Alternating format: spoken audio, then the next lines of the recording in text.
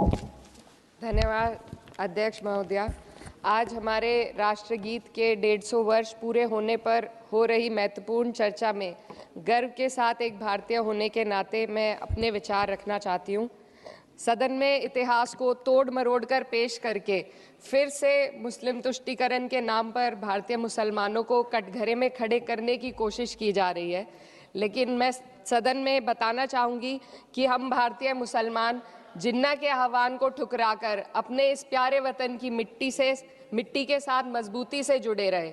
हमने महात्मा गांधी, बाबा साहब डॉक्टर भीमराव अंबेडकर, रविंद्रनाथ टैगोर जी, सुभाष चंद्र बोस जी, मौलाना अबुल कलाम आज़ाद, अशफाक उल्लाह खां साहब के विचारों को अपनाया।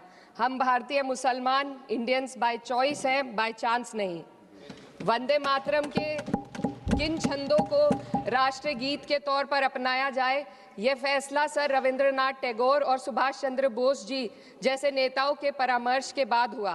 क्या अब हम उन महान नायकों की समझ पर प्रश्न चिन्ह उठाएंगे? उन्हें देश को बांटने वाला और तुष्टीकरण करने वाला कहने का पाप करेंगे? उन महान हस्तियों ने वंदे मातरम के उन छंदों को अपनाया जिन्होंने देश के हर वर्ग, हर धर्म के मानने वालों को एक सूत्र में पिरोने का काम किया।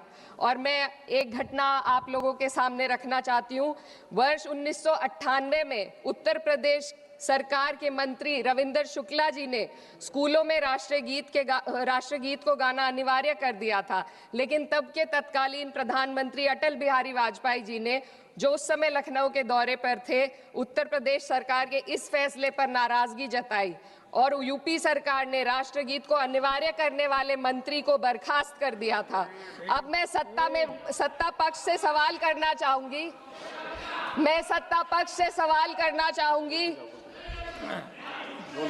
बोलने दीजिए। मैं सत्ता पक्ष से सवाल करना चाहूंगी कि जो विजन आजादी के समय के लोगों का था राष्ट्रगीत को स्वेच्छा पर छोड़ने का, उसी का अनुसरण माननीय अटल बिहारी वाजपेयी जी ने किया, तो क्या वह भी मुस्लिम तुष्टीकरण कर रहे थे? जी नहीं, अटल बिहारी वाजपेयी जी राजधर्म निभा रहे थे।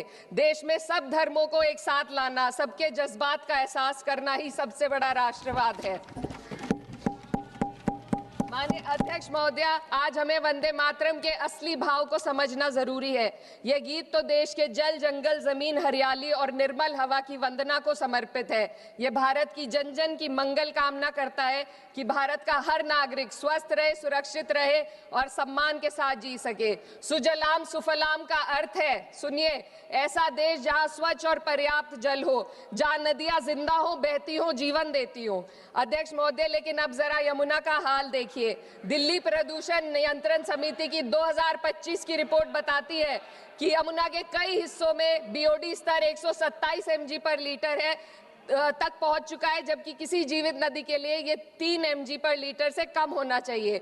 ये सिर्फ नदी का संकट नहीं है, ये किसान का संकट है। नमामि गंगे के नाम पर हजारों करोड़ रुपए खर्च हो गए, लेकिन सच्चाई ये है कि आज भी गंगा और यमुना के किनारे किसान मजबूरी में उसी जहरीली पानी से खेती कर रहा है। वही जहर अनाज में उतरता है और वही जहर किसान की जिंदगी को धीरे धीरे खत्म कर देता है। अध्यक्ष महोदय, जब पानी जहर हो जाएगा तो सुजलाम कैसे होगा? जब किसान बर्बाद होगा तो सुफलाम कैसे होगा?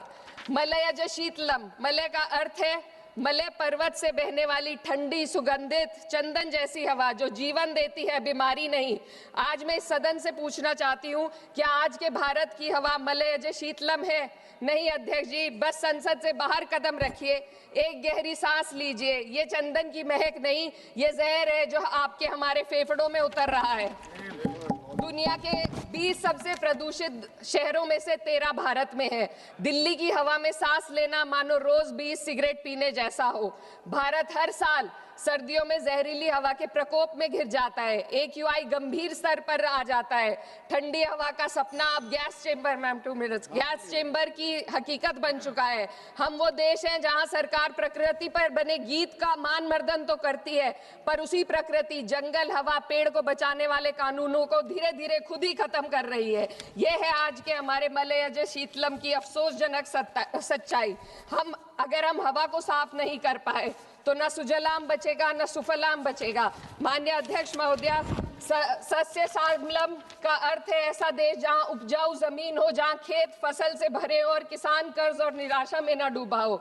आज किसान सिर्फ मौसम से नहीं लड़ रहा, वह प्रदूषण, नीतियों की बेरुखी और सिस्टम की नाइंसाफी से लड़ रहा है। एक तरफ कॉरपोरेट के लोन माफ होते हैं, दूसरी तरफ किसान को उसकी वाजिब एमएसपी भी नहीं मिल पाती है। आप ग्लोबल सुपर पावर बनने की बात करते हैं, लेकिन हमारी पर कैपिटा इनकम दुनिया में 136वें नंबर पर है।